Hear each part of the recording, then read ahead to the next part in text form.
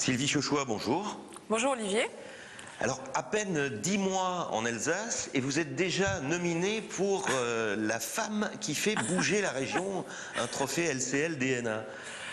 Je pense que c'était plus la mise en valeur du Zénith que la directrice en elle-même et que peut-être aussi il n'y a pas beaucoup de femmes chefs d'entreprise sur Strasbourg, donc il faudrait y remédier. Je parle à tous ces messieurs dirigeants dans la région Alsace.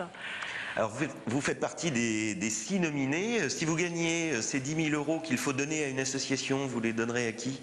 J'ai choisi l'association de Haute-Pierre qui fait qui crée des spectacles et qui a déjà joué au Zénith en 2008 et qui aimerait y revenir. Et donc ça lui permettrait de monter son budget et de pouvoir de nouveau s'exposer dans un public, dans le Zénith devant son public.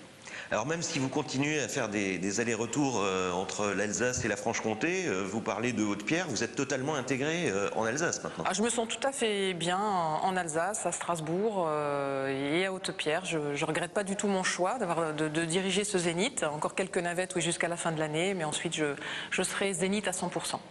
Alors ce Zénith, vous l'avez découvert dans toute l'importance qu'il peut avoir dans notre région. Ça vous a surpris ? Oui, je savais que la tâche allait être rude, mais je suis surprise de l'impact qu'a le Zénith sur la ville, sur l'agglo, sur la CUS. Je suis très sollicitée. Il est très voyant finalement, même s'il n'est pas très familier. Mais c'est vrai qu'il est très voyant. On le voit d'avion, il est magnifique. Et c'est vrai, c'est un job à part entière, vraiment.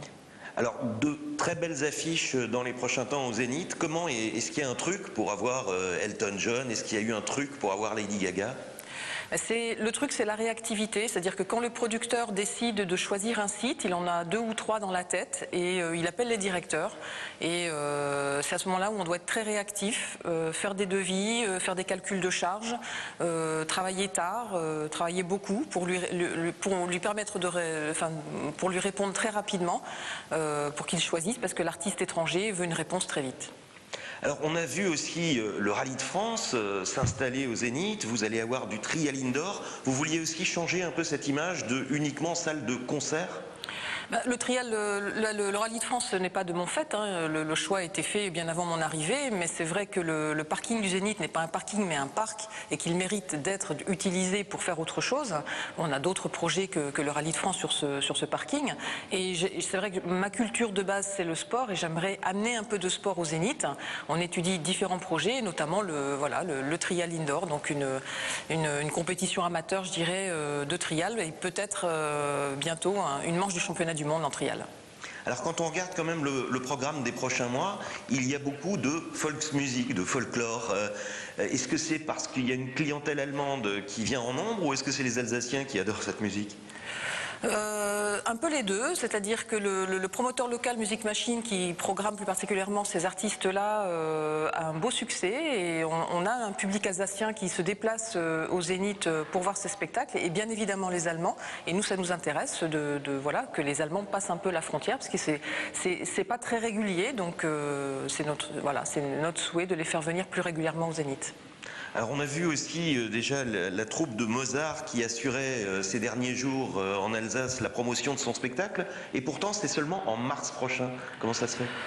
Parce que la billetterie est en vente depuis longtemps, que c'est bientôt Noël et qu'il faut, à mon avis, occuper un peu le terrain pour faire penser aux gens que c'est pas mal finalement d'offrir des billets de concert ou de spectacle à mettre au pied du sapin.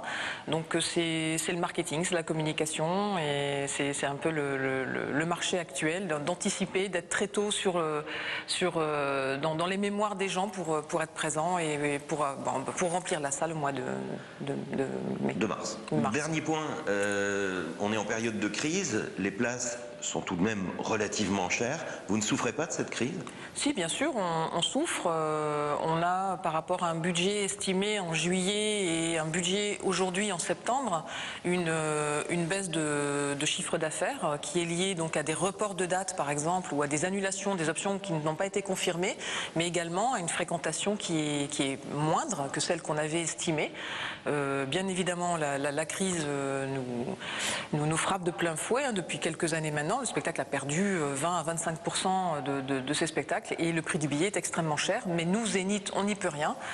C'est le producteur qui met en place sa production et qui met en place sa billetterie avec son tarif. Sylvie Chauchois, merci. Je vous en prie, merci.